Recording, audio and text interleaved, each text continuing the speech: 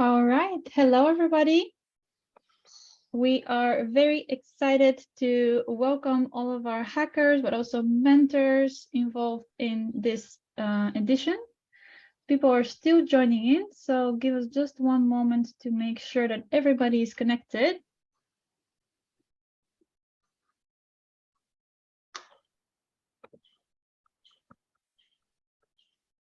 Okay, let's begin. So, data for good. This is our topic of today, our last meetup before the hackathon coming up. For me, it's a great pleasure to welcome you all. My name is Milena, and I'm one of the program managers for the Hackathon for Good. Today, we will be giving you a sneak peek of some very exciting things. Of course, we'll go over the challenges, but most importantly, we will introduce our tech partners, and we will show you some of the data sets and tooling that will be made available to the participants for this edition. Last but not least, of course, we want to introduce to you our support program and all the value that you can get out of it. And of course, that will be made possible by some of our mentors and workshop hosts, which you will see a demo from at the end of today's session as well. So without further ado, we would like to bring you to be part of our vision, and we want to use innovation and technology to solve challenges that truly matter. This is why we come together, and this is why we bring all of these stakeholders to assist you and to also support you in validating and implementing new solutions. So coming up, The Hague 5. This is our 5th edition indeed in The Hague, and we are very, very proud and happy to host our hackathon in the City of Peace and Justice. The edition coming up will start on the 19th of November, Saturday, with a kickoff, and we'll have a full week of hacking. So our team, of course, is split into various different groups, but for you, the most important people are the ones you see on the screen now. This will be the hacker support, starting, of course, first with Maudi, our team lead, and Svetlana and myself on the program and activities. On the right-hand side, you can see, of course, our data and tech support led by Gagan Reddy, our official data enabler, and two of his assistants for this hackathon, Shravan and Matisse, who will be really hands-on with all of the participants, and they will be available for all of your questions. We have, of course, some of them with us today, so feel free to drop in the chat where are you joining us from, or of course, if any questions pop up during this presentation, please drop them in the chat and we'll make sure to address them at the end. So I mentioned, of course, that we will be hacking for a full week, and that is perhaps something that is new to some of the most experienced hackers, but we have indeed a full week of activities and a 48-hour hacking period. So we will dive more in depth into the timeline and how this all will be represented and provided to you in a hybrid way, which is one of our exciting tasks for this edition, to make our program fully accessible, not only online, but also on location in The Hague. So you can see here, these will be the 4 main parts of our hackathon. We're going to kick off together. We're going to, of course, provide you a lot of inspiration and support in a program of workshops and Q&As and tutorials. You will then be asked to deliver a concept so that you can proceed with the 48-hour hacking period before presenting your prototype and hopefully winning some amazing prizes. So for today, Before going into the data, of course, the most important part is to choose your challenge. I think that most of you have already seen the challenges. They have been all over our socials and also all over the communication of our partners, which is what brought you here. But for those who are maybe still hesitating or are still trying to choose, let's go over the Hague's 5 challenges real quick. Of course, we have a couple of partners providing challenges this year. The first challenge is regarding sustainable flower production and consumption, and it is aimed at improving the processes and really supporting flower entrepreneurs in the Netherlands, but it can also be replicated elsewhere around the world to better analyze their production, but also their effects towards the environment. So this is a very, very exciting challenge and a very recommended challenge honor because they are really into providing follow-up support.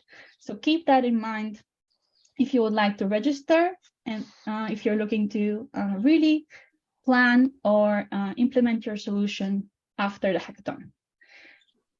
Continuing with the same challenge honor, but a second topic. Greenhouses, they provide a lot of value, but currently they're very, very inefficient in terms of their energy and heat usage. Looking, of course, at the goals of Europe and also of our world to be healthy and hopefully to allow us to enjoy it and live together in harmony much longer, we need to make some changes. And we really need to find ways to, first of all, analyze, but also manage the heating and the energy or even cooling demands of greenhouses. So you can look up more on this topic on our website. My colleague Lana will share the links to all of the challenges if you're still unfamiliar with some of the topics.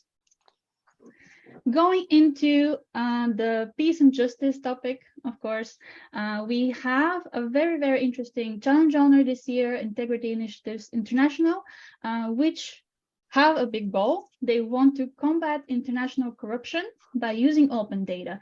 And they have identified this challenge because a lot of these legal actions are restricted per country, and some of these processes really limit the prosecution process and finding justice for some of the major corruption schemes that happen basically all over the world, and all of us are affected by them. Up next, a little bit of a more local challenge. The municipality of The Hague has also a big ambition. They want to pilot the project locally, which then can be replicated for other municipalities in the Netherlands, but perhaps also internationally as well.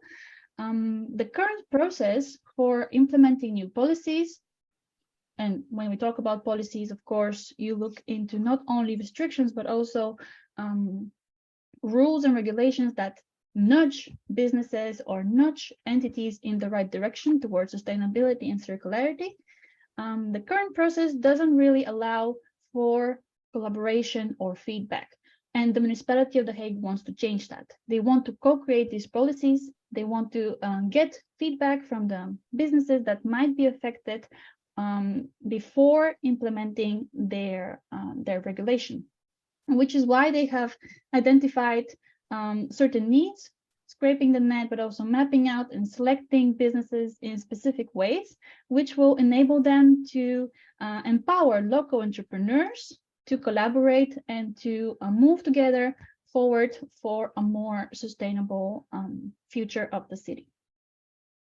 Last but not least, we have our last announced challenge on anonymization of sensitive data. And this one is focused specifically on social media, publications, or posts of people that seek assistance, they seek information, and we are specifically looking at vulnerable groups such as the refugees, currently, of course, with the war in Ukraine and with the delicate situation, of course, with handling Russian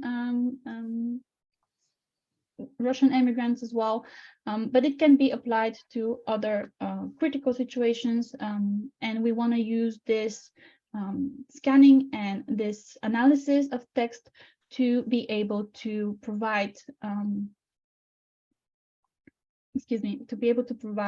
better better security and help in a safer manner. This challenge, of course, is still a little bit under construction, so stay tuned for the complete text, which will be shared on our website shortly.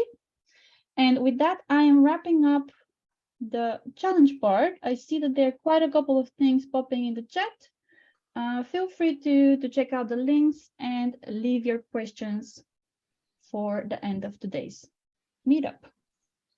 Okay. Now that we saw the topics, the directions of the challenges that we want to solve together, we want to bring, of course, the data and the tech needed to solve them. We have partnered up with two amazing tech enablers, and I would like to introduce them to you today. We'll start first with AWS, of course. They are really the tech partner to have for a hackathon, and we are really, really excited to have them provide their tutorials and guidance to the participants. We have today with us Luca Riester and Laura. Luca, can you join us on camera as well? Yes, thank you. Good afternoon. I hope. Yeah. Hi, Luca. I think there's a little bit of a delay, but a bit of a delay. Yes. But I'll take it from here. So thanks for the introduction, Milena. I'm joined with my colleague Laura as well. We will do a short presentation a bit later on in this session. And yeah, I'll take this few moments just to do the AWS intro. So what is AWS? AWS stands for Amazon Web Services. We are a cloud provider, the biggest cloud provider today in the market, and we are happy to participate in this hackathon. I'm a senior solution architect, and together with Laura, we plan to actually help the participants of this hackathon and to enable you as participants to do better, or to maximize also your time and to focus on your ideas rather than simply on technology. When I heard that AWS is partnering with this event, I also wanted to jump in straight away. And why I did that is for personal reasons. I participated in many hackathons in my past, win a couple as well. And I know it was always the biggest struggle for me during the hackathons was finding the right place where to store massive amounts of data, because I usually did hackathons on data and analytics. And then also struggling with compute resources. So being able to run something in a considerable amount of time, like run a model or something like this, it was always like, okay, where do we do it? Who has the biggest PC? Do we have a server, etc.? So AWS, being a cloud provider, will help you throughout this this hackathon. How we will help you concretely? Well, we decided to give every team that gets created for this hackathon AWS credits. This communication will still happen. So you will receive a communication once you decide that you would like to use AWS, and you will receive these credits. And these credits will give you the possibility to use the wonderful world of AWS, all the services that we have, which is more than 200 fully managed or fully featured services in the domains of storage, compute, analytics, IoT, you name it. Okay, so the goal is really to help you enable you and to help you deliver the best possible solution for this hackathon. And again, to focus more on ideas rather than the sheer technology behind that. And we will demonstrate a bit later well, we'll present a bit later some of the services and then hopefully have a small demonstrator on how you can launch, for example, Jupyter notebooks in a very short amount of time.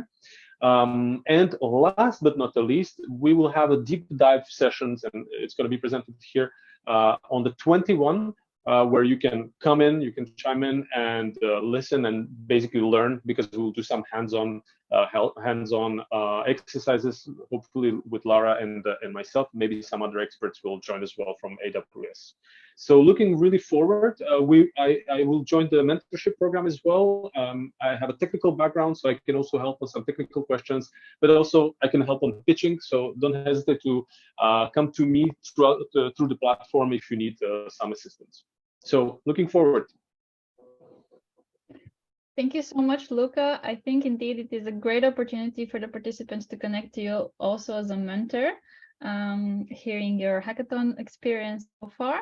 So yeah, stay tuned everybody for the demonstration at the end of today's session so that you can get a sneak peek of all of these exciting tools. Now, for our second tech partner for this edition, I would really like to introduce you to Rosman Labs, and specifically to Freya de Ming. Rosman Labs is a very, very exciting startup that want to introduce to you their encryption technology and the amazing possibility that it provides. For us as a hackathon organizer, of course, this is a huge step because it opens up the world for us to work with more sensitive data sources, not only with open data. So Freya, thank you so much for joining. And would you like to introduce Rosman Labs to the hackers? Absolutely. Thank you for introducing me, Milena. And I'm very happy that we can join this hackathon as a partner. I am now trying to share the screen. Milena, could you turn off the presentation that's on the screen? Yeah, there we go. So just as a very brief teaser of what we are doing during the hackathon, as a startup, we are helping participants by unlocking very sensitive data sets for you to work with. And please make note of it. These are the specific two challenges where we will offer the software. The first one is the one on international corruption that Milena spoke about, and the second one for the municipality of The Hague. These are for now the two challenges where we offer support. And let me explain in a few words what we do. So our software is a privacy technology that helps organizations collaborate on sensitive data. And basically it works this way, that you can join and analyze different data sets in such a way and that you do not have to reveal the sensitive underlying data. So this is very interesting for organizations who do not or wish to or want to protect whatever data is in their source. And it means that we can offer confidentiality guarantees, and we do that based on secure multi-party computation. So we have a big team of cryptographers in our company, and they ensure that what you as a data scientist want to do is encrypted in such a way that we can work on encrypted data. So this is really the state of the art of privacy technology today in the world. And we're very proud that we are one of the first companies that have a ready-to-use software that can be used by any data scientist without the cryptography expertise that is typically needed to work with this kind of technology. And the project that we have is called the Virtual Data Lake. And it's currently in use in high-stakes applications. These are some of the sectors that we are active in. One of our big clients is the Ministry of Justice in the Netherlands that collects via anonymous surveys very sensitive data from companies. And as you can see, all the things that we do are very much focused on the social domain. And I mean, I think this is one of the reasons that the hackathon for us is also a fantastic place, because all the topics resonate with what we find important. Very briefly, why would you choose to work with the Virtual Data Lake for your challenge? First of all, of course, get access to additional data to make an even smarter and more impactful solution. Secondly, get the opportunity to work with this state-of-the-art privacy software, which we believe is truly the future of how organizations will work on sensitive data going forward. And I think it's unique to get an experience of what that means in your way of working. And I will, in a demo later on, give a little bit more insights on what you can expect when you work like that. And finally, then we also offer, of course, a prize for the best solution that makes use of the software. Especially, I would say, one, can you do something smart, but also can you show why this is helpful in protecting the data, and how can you scale a solution like this? For the hackathon, it will be me and also my colleague Josh will be the main contacts. There are more people of the team involved, but I'm just giving you these two names now so that you can contact us if you want to receive the user manual, the demo license, and any other questions. Then you know where to find us. And that's it for us for now. Thank you so much, Freya. I'm sure that everybody is excited to see the demo and join the support program where they can really try out your data lake. And now we will proceed, of course, with our third partner. Let me bring up the slides again. Our third partner for the hackathon is our official data enabler, Citomap, and specifically Gagan from Citomap. He's been involved in many of our editions and has always been a valuable first point of contact for all of the hackers trying out the data sets or figuring out how to go about their challenge.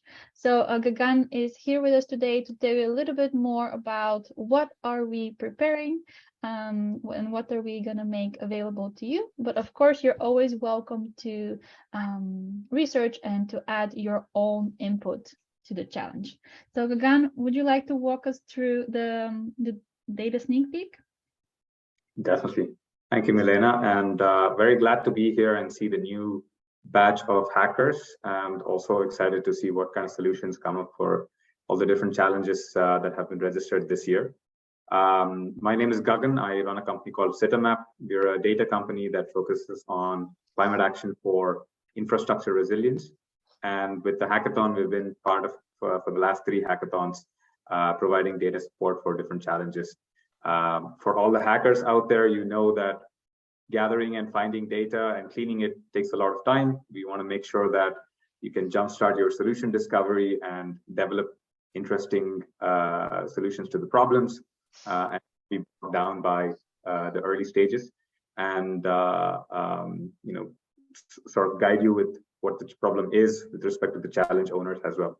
So I'd like to go over each challenge and give an idea of what the data sets that we want to provide. So in the next slide, we can start with the first challenge, which is for the greenhouses with the sustainable flower production. So here we're focusing mostly on flower entrepreneurs. And in the Netherlands, there are more than 13,000 greenhouses. So it's a key economy player. It's a key job provider. And with flower production or horticulture particularly, because of the perishable nature of this produce, we need to look at how production capacity and demands need to be managed. So we start to look at simple things such as where the greenhouses are located. And right now, the greenhouse growers are looking at the price of natural gas and the price of power to adjust how much they need to produce and become more efficient in that process. And we also want to look at how ambient temperature and climate data sets can be a key role in understanding how hackers can look at energy modeling, hackers can look at how the system of the greenhouse itself behaves. This applies to the entire supply chain with a lot of input, such as labor, capital, energy going into the greenhouses, and the output being the produce itself, in this case, flowers.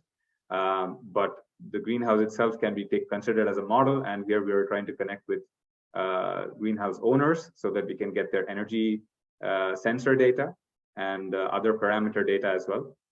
So hackers can combine all of these different components to see how they can provide flower entrepreneurs with a good solution to manage their production capacity and demands. So going into the next challenge, which is linked because Greenport is the common challenge owner. So here we're looking at energy efficiency as a key point. In the previous challenge, there are several angles of the energy transition, food security, and policy enablement that comes into the picture. With the greenhouse growers and in the energy and heat efficiency, we look at particularly the greenhouses themselves. And we're looking at the sensor data, and we're looking at energy transition indicators, so that the greenhouse growers themselves can understand how to evolve this. Now, the previous challenge is a lot more broad. We're still talking greenhouses, but there are a lot of drivers that go into the inputs and how demand is determined. So solution discovery can be on many different points. With this, energy will be the focus area, and looking at the upcoming or already here energy crisis and the upcoming energy crisis, the solutions will be really interesting to see how greenhouses can become more efficient, and these also tie into the climate goals of carbon and energy efficiency. Going to the next challenge, we can see a split between the first two challenges and the next three, which is an emerging theme, as I've noticed in the last hackathons as well. We have an equal split between environmental and sustainability related challenges, and then the data and privacy related challenges. And that's where the International Anti-Corruption Court initiative that will be set up by the Integrity Initiatives will come to the picture. Here we're looking to help corruption investigators, legal experts, and journalists to identify patterns in fraud, in corruption indexes, and see how different data sets can be combined. As mentioned by Freya, we are providing an open corporates data set through their technology, so that's a paid data set that hackers will have exclusive access to develop their solutions. But we also want to add some of the transparency index, corruption index data set as well. So here the CPI index is developed using multiple parameters. So hackers can understand what are the important features and parameters that go into understanding corruption and gather those particular data sets as well. Here we can start to see some geospatial data sets also play a role. It is an emerging theme with geospatial data, which is proliferating in different sectors. I'm a geospatial data scientist myself, so I'm a bit biased towards that kind of data. Right. So moving to the next challenge, I think this one would be an interesting challenge as well, is to look at the impact of different government policies. People in the municipality, they are primarily lawmakers and law enforcers in terms of different policies. When we talk about entrepreneurship and business environment, they play a key role in supporting certain sectors, supporting the growth of certain sectors. And more often than not, there are different segments which might be positively and negatively impacted by certain policies. And it might not always be apparent at the start. So once a policy is released, they want to see how that has impacted. And then there's a feedback loop to ensure that it's a continually evolving policy process, so that everybody is supported equally, as opposed to some sectors being negatively affected.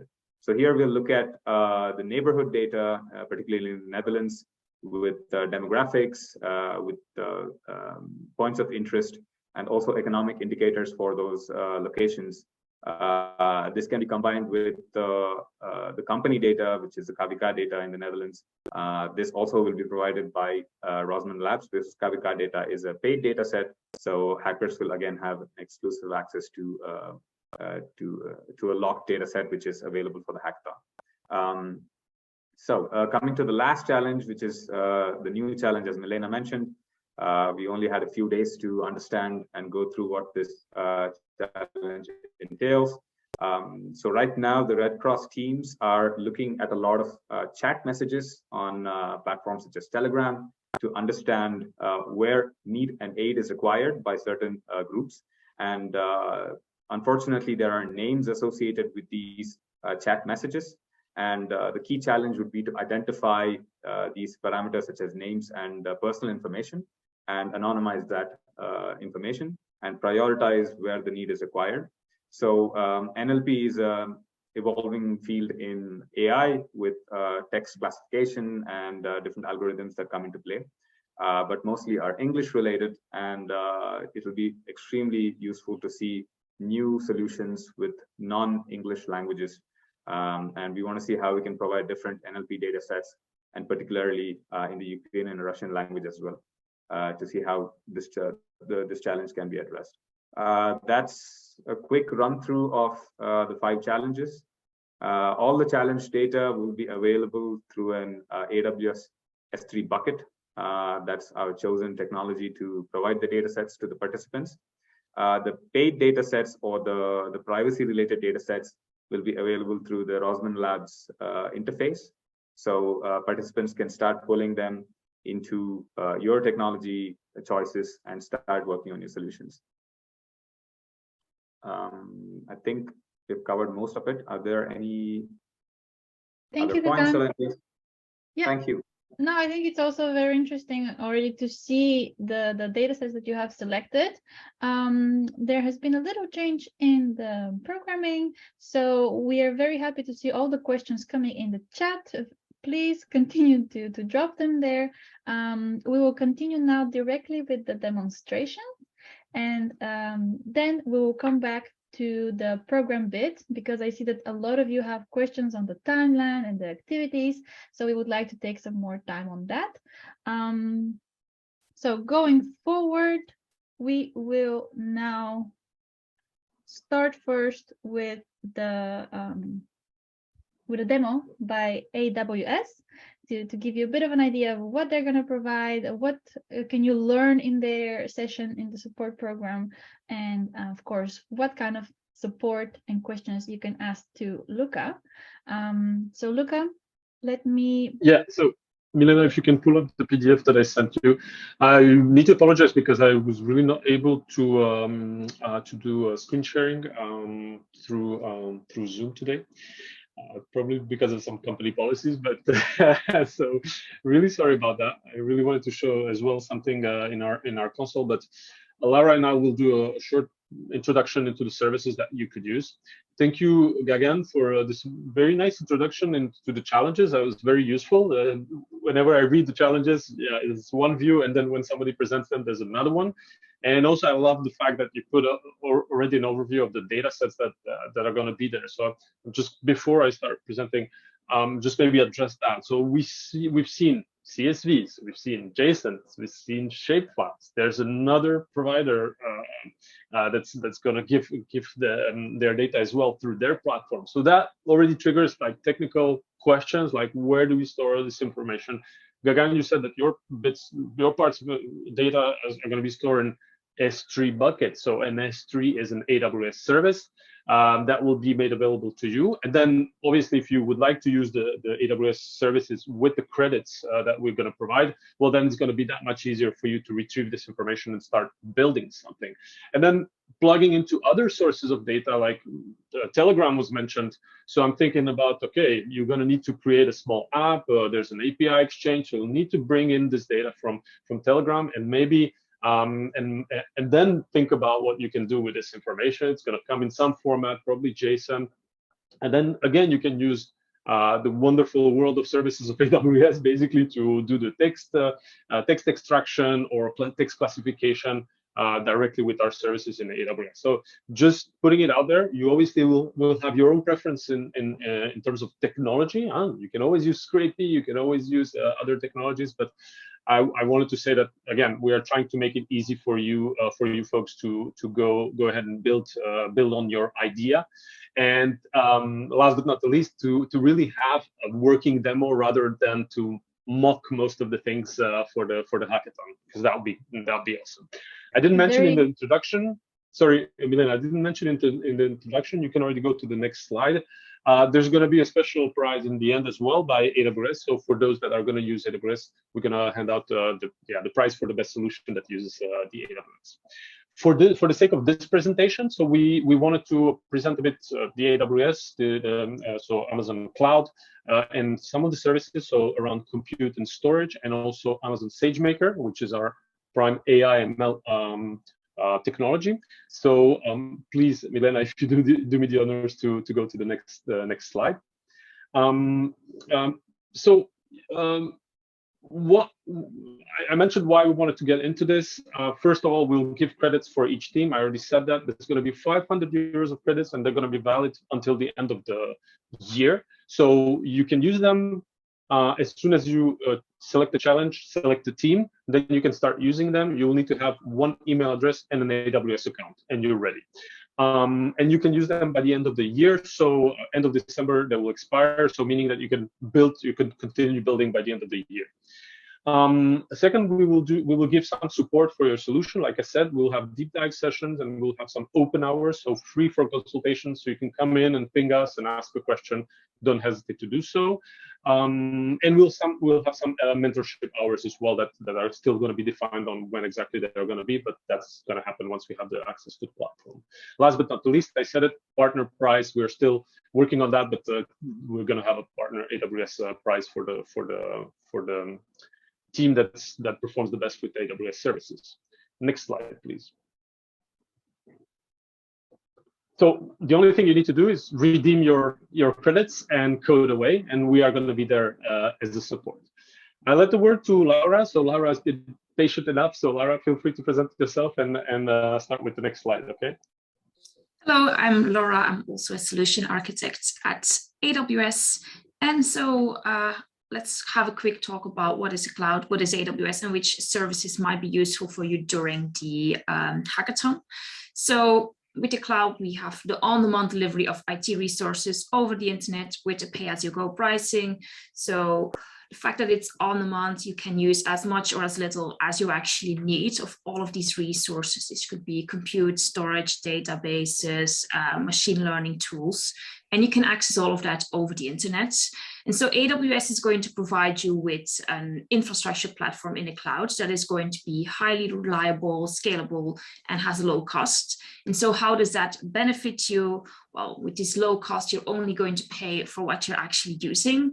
It's going to be elastic, so you can add and remove resources based on what you actually need. You can spin up new resources really fast and remove them when you actually stop using them. And this is going to allow you to be very flexible, try some service out, stop it when you don't want to use it again. It's also going to be secure, and it gives you a global reach. We have infrastructure all over the world that you can use in whichever country that we have a region in. Can we go to the next slide? And so about this global reach, next slide, we have 27 regions, which you can see as geographical areas in which you can spin up different resources. Next slide. And so inside of these regions, we have multiple isolated availability zones, and this is going to exist of one or more discrete data centers. And between these availability zones, we have physical separations of up to 100 kilometers, but we still have a high throughput and low latency, and all traffic is going to be encrypted. Next slide. And so let's have a look at some of the services that might be helpful for you during the hackathon, starting with compute. So compute, next slide, compute is going to be a core service for every customer's infrastructure. It's also going to be something that will be very useful for you. And we have different options. We have Amazon EC2, the Elastic Compute Cloud, which is basically a virtual machine on the cloud. And so you can spin this up and you can run an as powerful as you want a virtual machine that you can use using your credits. You can spin this up, you can spin multiple up based on your needs. You have the capabilities to auto scale this. And we also have other options. We have our container options, container management services like ECS, EKS, Fargate for running Docker on managed clusters of EC2. And so if you need to run containers and you don't want to worry about the actual orchestration part of this, this will take away a lot of that undifferentiated heavy lifting for you. We also have Lambda. This is our serverless compute, and this allows you to run stateless codes executions in response to triggers. So you have your code, you want to run this, but you don't want to worry about any servers or doing any of the underlying infrastructure management. You can use this option as well. Next slide. And so we also have storage services, which might be interesting for you. And so we have object storage, block storage, file storage, we have backup mechanisms, data transfer and migration. So we have a lot of options. And so as mentioned before, S3 is going to be something that's going to be very interesting for you. You can see it on the top left of the slide here under object storage. And so if you want to save these big amounts of data and from that storage and also start to process this, you can use S3, and this can storage an unlimited amount of data. Next slide, and then also over to Luca. You're on mute. Yeah, it's coming.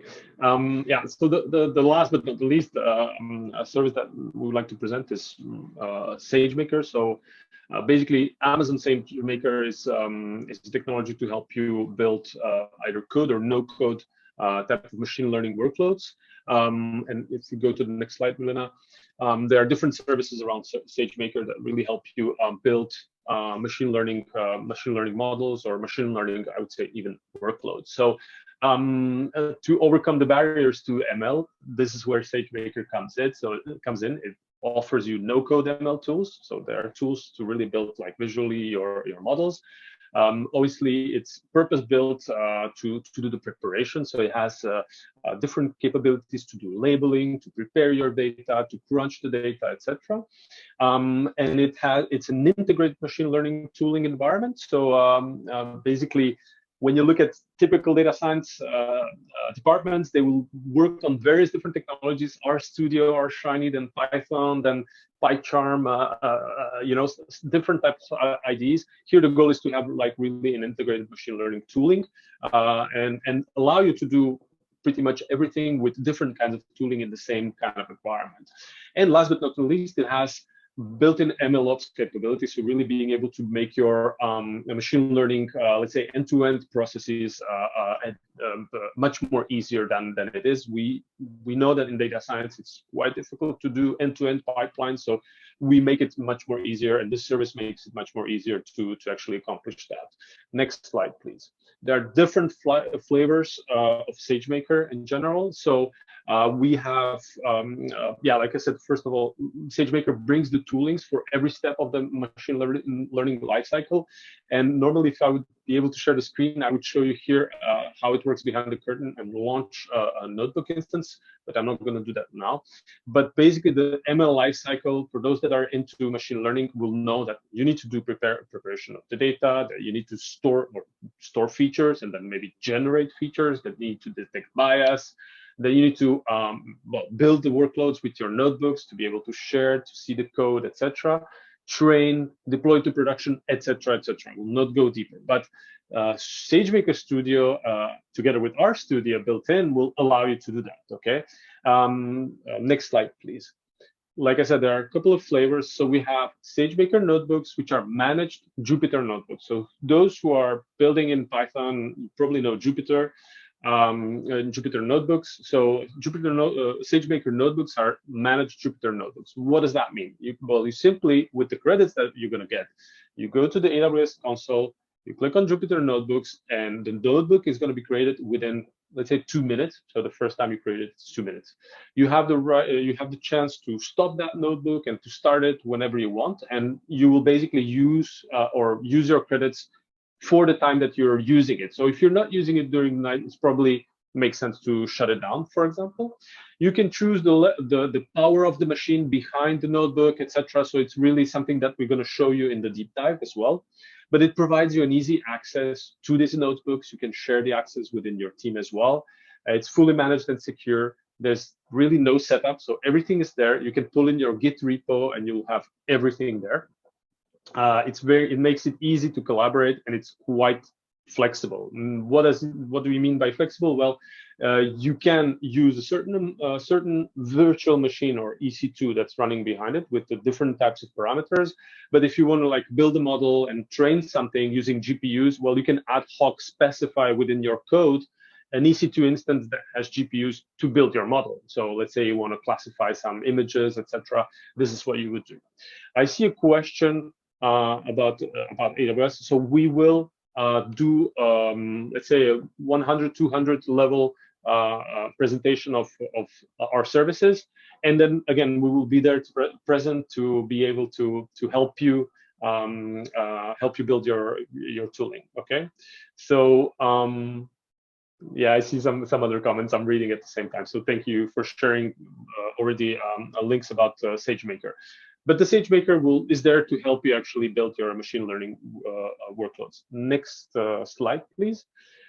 There is something that we call SageMaker Studio Notebook. So it's a more, I would say, vast set of tooling that allows you to much more easily connect to the Amazon EMR. I won't get into what it is, S3 and more. So I think it's more for production-ready workloads.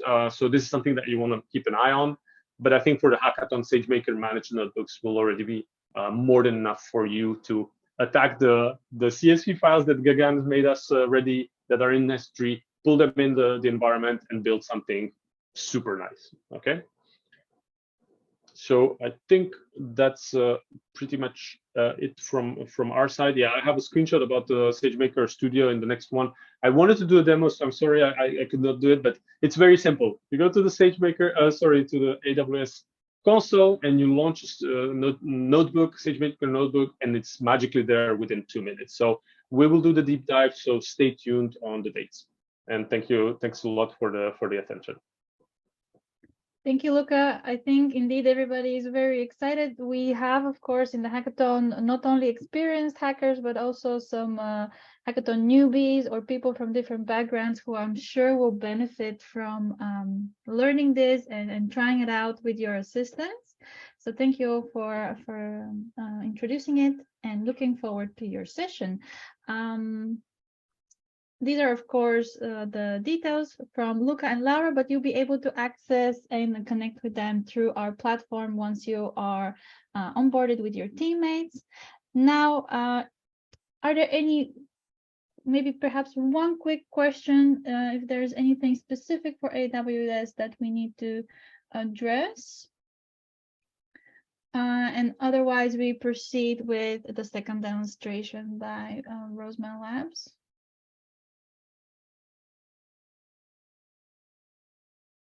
Okay. Yeah, let's proceed for now. So, Freya. Yeah. I would like to hand it over to you. I think there's no point in sharing this one. So you can Happy take to. over the screen. And I should be doing that now. Can you Yes, see my we screen? can see it. Okay, well, that was a lot on very exciting machine learning tools. And I think what we offer is a very nice complementary product in a way. I will give you a bit more background on the product that we have and the phase that we are in. Obviously, we are a very young company and also very much looking for feedback from you as users. So this is going to be a very interactive week, we hope. But just to quickly go back to where we started. So the software that we have helps to collaborate on sensitive data without exposing the source data.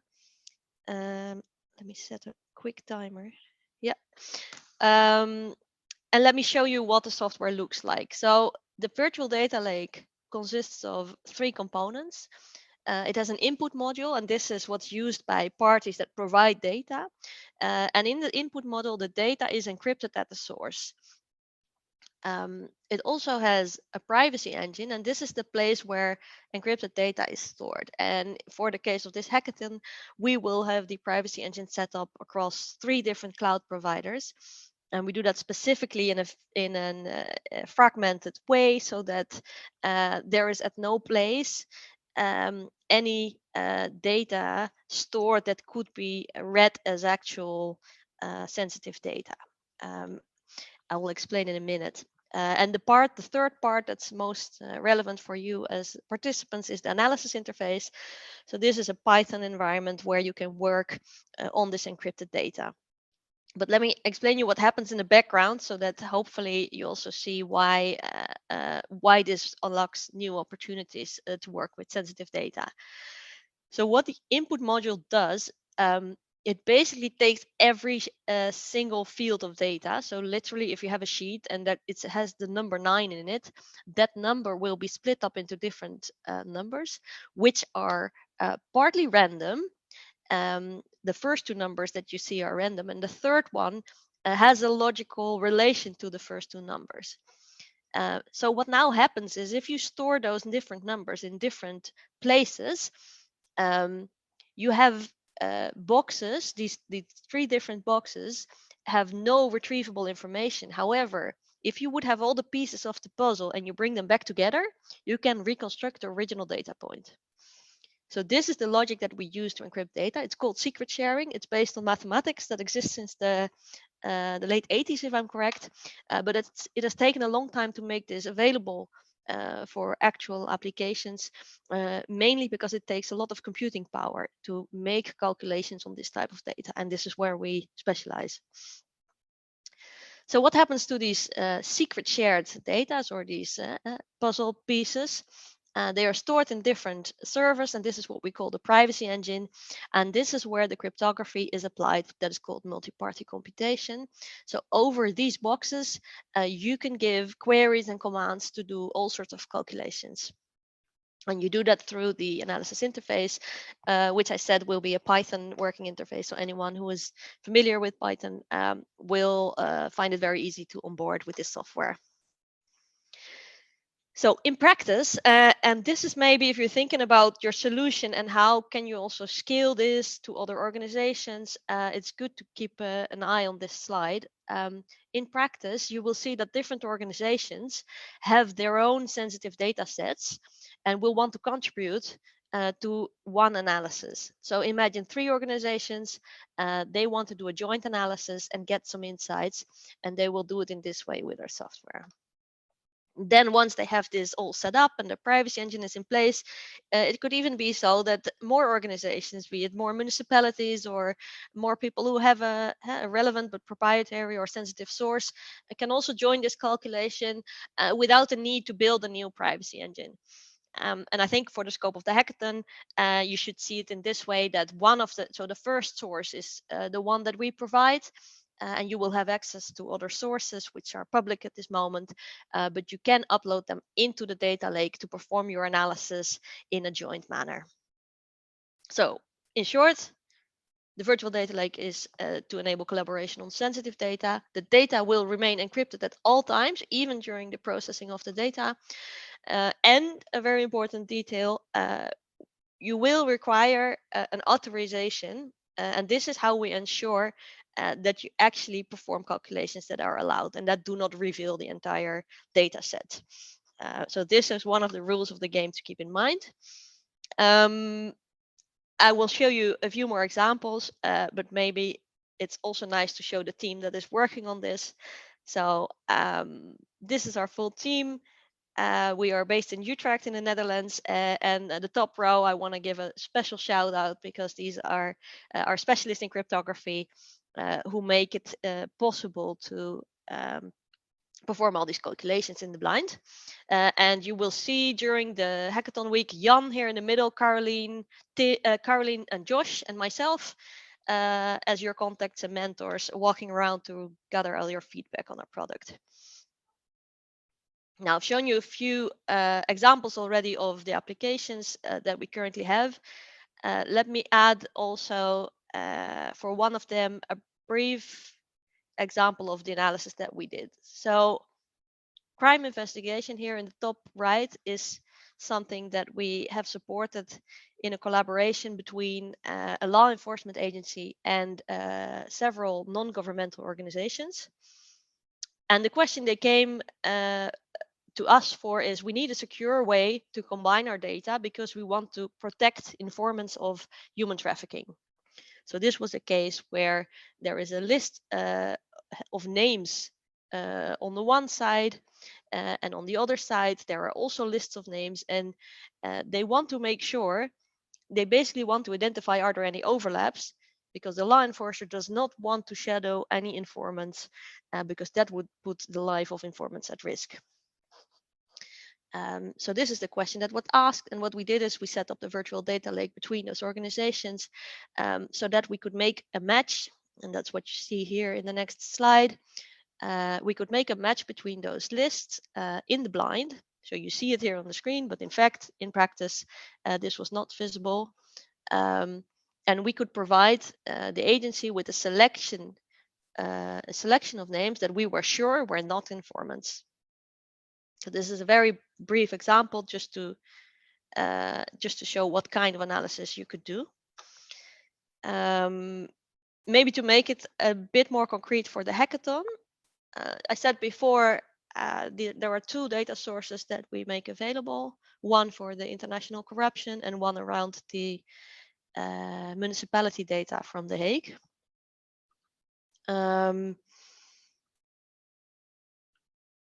I've also said before, this is why you should join the challenge. I think besides the fact that you get the access to this data, it's quite unique to be able to see how this software works. I really hope you make use of that, and you also find it interesting. This is the route to choose. I would say if you also find it interesting to see how can I make this work, because there are several things that change in your way of working. And let me show you practically what you will be facing. So we will give you access to 2 different environments, because this is how we typically work with clients as well. The first is on the left side, is a demo environment. And this is the standard the VDL, the virtual data lake, which has all the functionalities, except the data that's in there is dummy data. So this is example data. There are no actual sensitive data points in there. And we provide you this because this is a way that you can quickly build and iterate your scripts and queries. And this is necessary because if you want to do it on the actual data, you need an authorization. And we give this authorization on the level of individual scripts. And there are some ways that you can make this more flexible. Please come to our onboarding session and we will explain you how that works. But we have set it up in this way because we really want this to be a very realistic experience of how it is to work with the software. So the demo environment is the place to browse the sources and to create and fine tune your scripts. And then once you're there and you know what you want to do, you can go to the production environment and run your analysis on real data.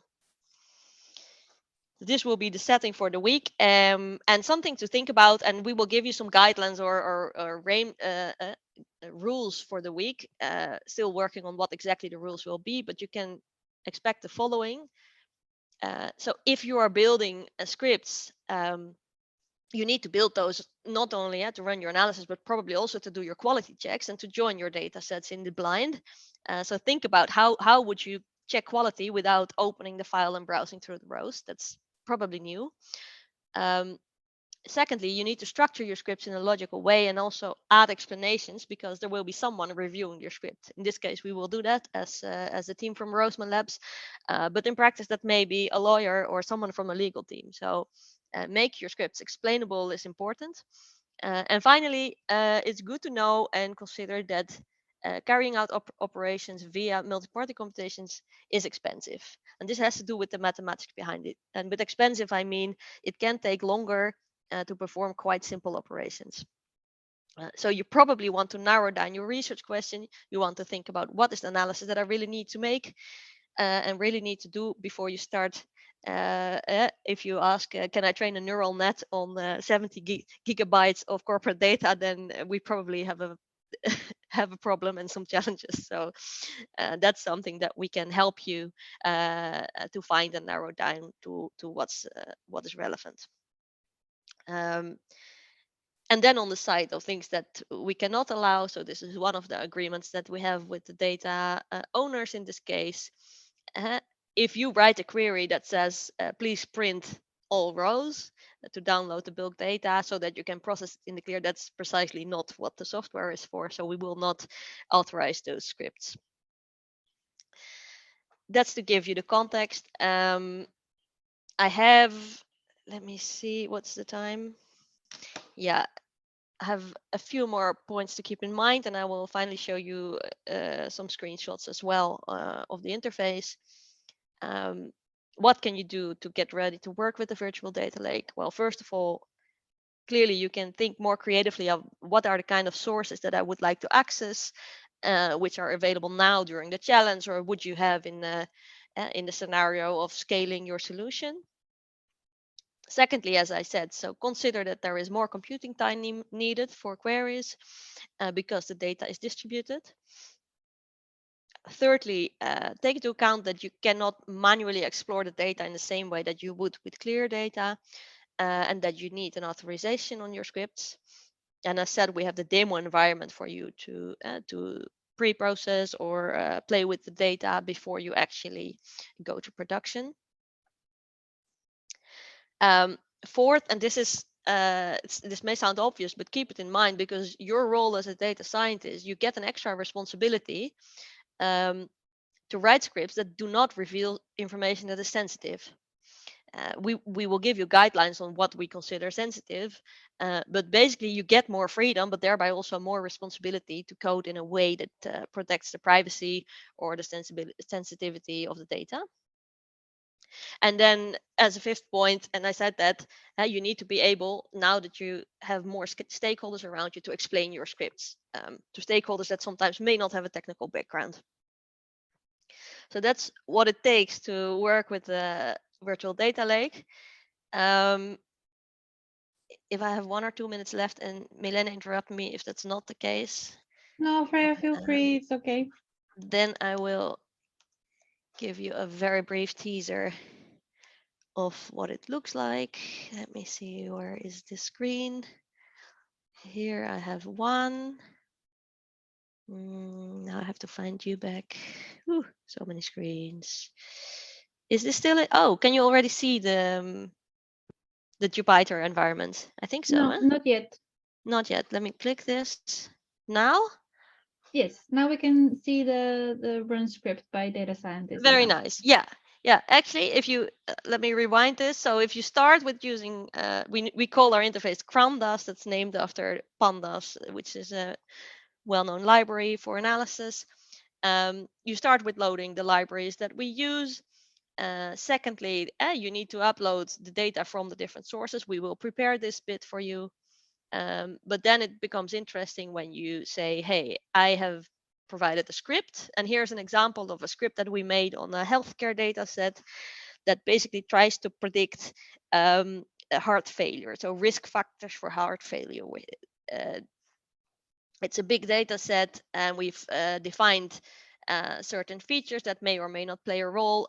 And here you can see that we want to give this as an example of a easy to read script, that the data is loaded, that we merge the two data sets, that on row 13 we make some filters and then define a training set and train a logistic regression model on this data. And I think this is live, and you can see then how that works on a relatively modest set. This is the background. But it's nice to see that then actually you will get back the features from your model. You will also be able to do a quality check. And we will explain you later how you can build in a bit of flexibility around skips that have a signature. So you can use the word any to make sure that you have some freedom and that you don't have to call us back on Saturday night if you have decided to choose another selected feature. That's what the script looks like. And I think if I can now switch to this is very hot off the press, but I wanted to show you. This is a very simple but nice low-code, no-code dashboard. This is something that one of our clients has built, and it runs. It's live connected to an instance of the VDL. So just to inspire you on what could you do with the VDL, they have coded in such a way that you can pull out the statistics from the encrypted data straight into a dashboard. So in terms of applications, please be creative and think wild in what you could do. That was just for inspiration. I would like to finish off. If there are any questions, don't hesitate. There are a couple more resources on our website, and I would recommend you, if you want to already get your hands on the manual with more information, reach out to my teammate Joshua Bolton. His email address is on the screen now. Yeah, and I'm here if you have any questions. Thank you so much, Freya. I think that is indeed very inspiring, and I'm looking forward to see if there are any questions in the chat. I'm sure that, you know, especially for the teams for these two challenges, maybe even for the new challenge, it will be a great opportunity to try out your product. And for those of the rest of the teams who have chosen a different topic, you can still join, of course, the full track and attend Freya's session if you're curious about the technology. So don't let that stop you. I think it's very, very interesting opportunity indeed to try this out. Let's see if there are any questions for Roseman Labs. In the chat, we have some program questions still. We'll get to the program shortly, everybody. Right, I don't see any questions as of yet. Maybe something coming in now. Yeah, I see one from Kalia. I think it's your own choice whether you want to work with the software that we provide. Obviously, if you choose the challenge, one of those two challenges, you get access to the additional data if you choose our software.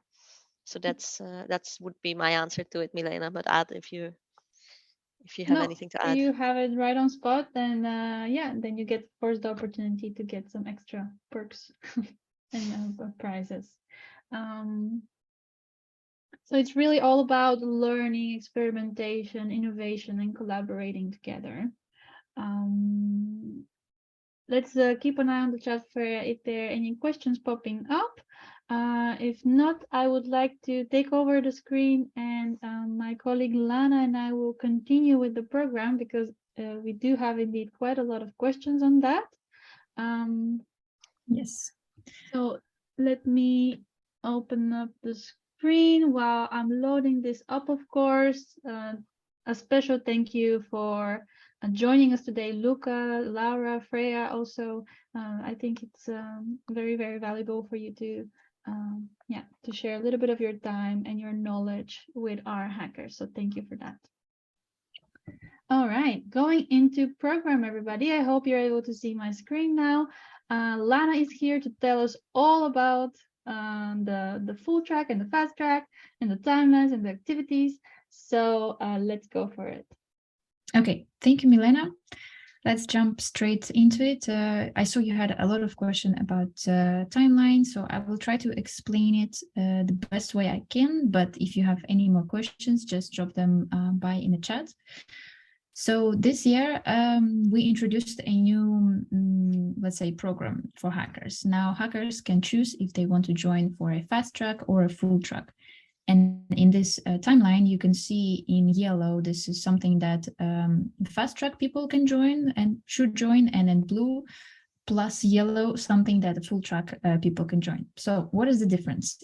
Basically, we created this division for people with different needs. We noticed that some people last year didn't have enough time to join all the events and activities that we offer them.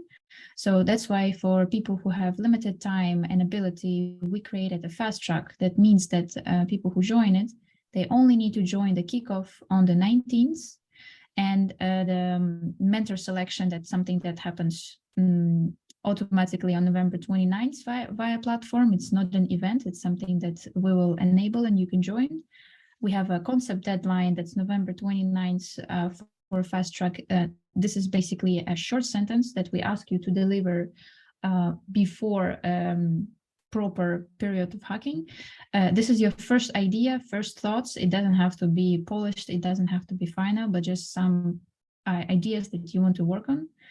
And the fast track includes, of course, the 48-hour hack. So we encourage you to, those who live in the Netherlands or close by, to come for the 48-hour hack to The Hague, to our hub, The Hague Tech, and to work there together with us and your teams.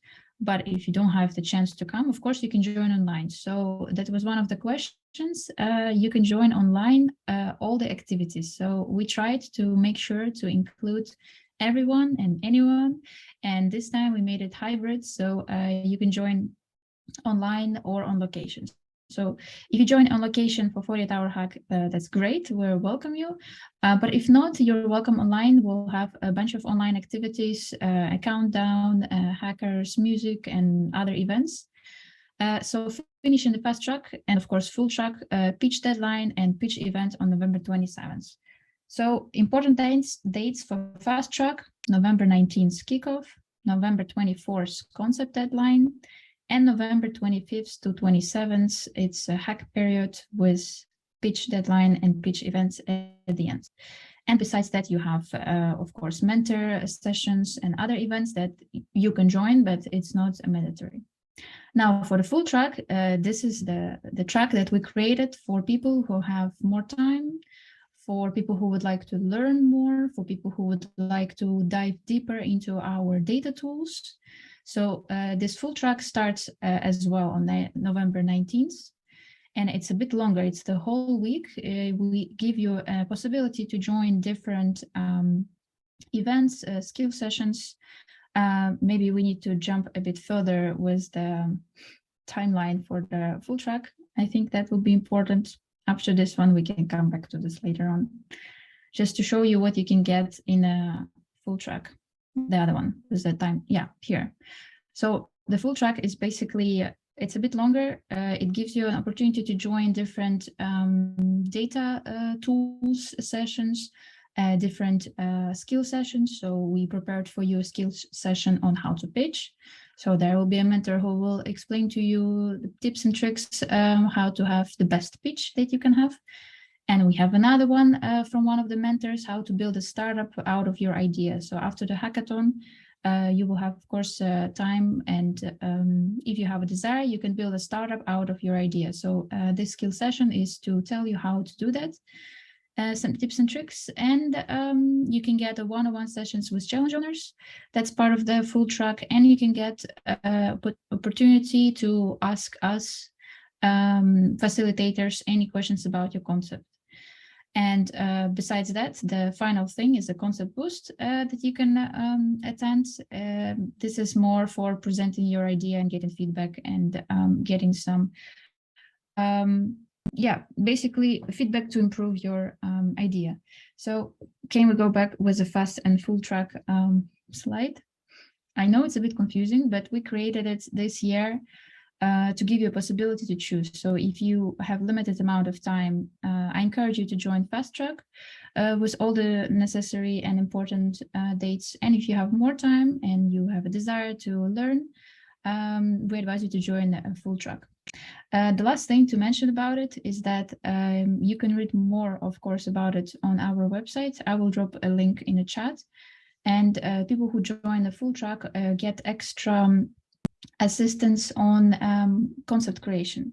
So you get your personalized Miro board with different exercises and materials and tools that you can use in order to craft your solution. But once again, you can read more about it on the website and also see for yourself how it looks like. There's a little video about it. So I think I skipped a couple of slides, but I think this is the most important to tell right now. And if you have any more questions, I think this is a time to ask them. I see the chat. There's a lot of comments. Yes, Lana, don't worry. I've been trying to catch up with all the questions, and I think you were also replying to them while presenting. Indeed, we built the structure based on the feedback from our previous hackers, so we're hoping that it benefits everybody who would like to participate in solving societal and sustainability challenges. We have now another question coming in. I will just move over to the timeline and to the Q&A. Let's see. So Hapia, I hope I'm pronouncing that right. Would challenge owners be available during the kickoff to introduce the challenges? Yes. So we will, of course, share the agenda for all of the events. Once you are onboarded on the platform as a team, which will happen as soon as our registration has been closed by the end of the 13th of November. So you will receive all of this information as soon as possible. The challenge owners are usually present on our kickoff to introduce their topic, to highlight the direction that they want to go into, and also just to meet you so that you get excited and reach out to them to book a session if you're part of the full track. If you're part of the fast track, you can chat them up on our platform to save, of course, hacking time. So really make sure you use full trackers and fast trackers. Make sure you use the time you have available. Are there any other questions popping in the chat now?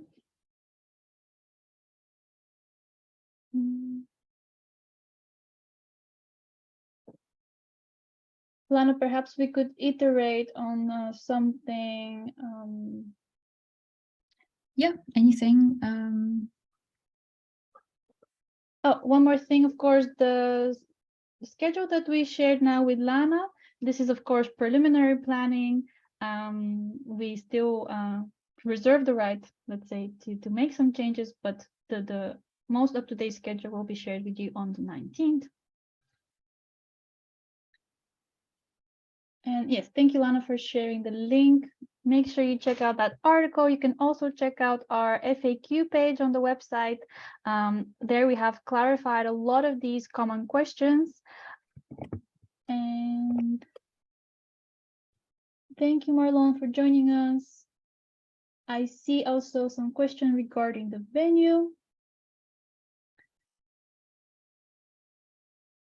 So Yes. the venue that we're using, indeed, we are partnered up with The Hague Tech. The Hague Tech is a co-working space located in the city of The Hague, close to the Laan van Nooy train station.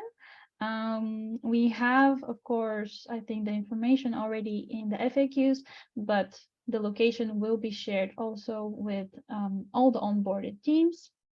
And all of the activities, as Lana mentioned, are going to be hosted hybrid for all of those who joined online and on location.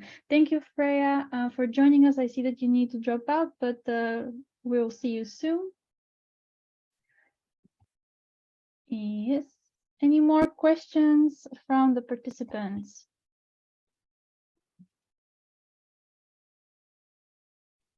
Lana, perhaps you could just drop the Hague Tech address.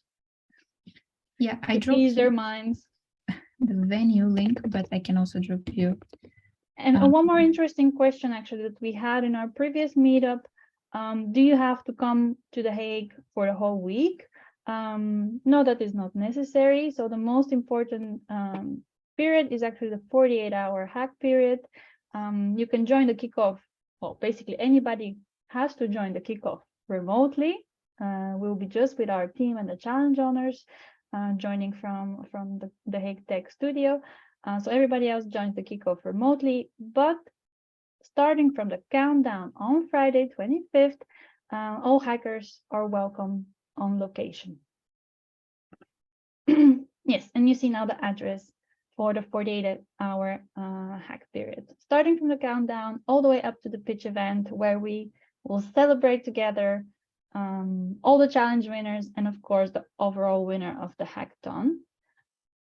There was a little question regarding the pitch event as well. We answered it in the chat, but in case somebody has missed that, for Hackathon for Good, we have 2 pitching rounds because we usually have a couple of teams working on the same challenge. So then the first round is per topic, where you compete with the teams working on the same challenge. That will then win you the challenge prize of 750 euros. And then all those challenge winners, so basically in this edition, we will have 5 challenge winners that will be able to continue on to the second pitching round and present for winning the overall prize.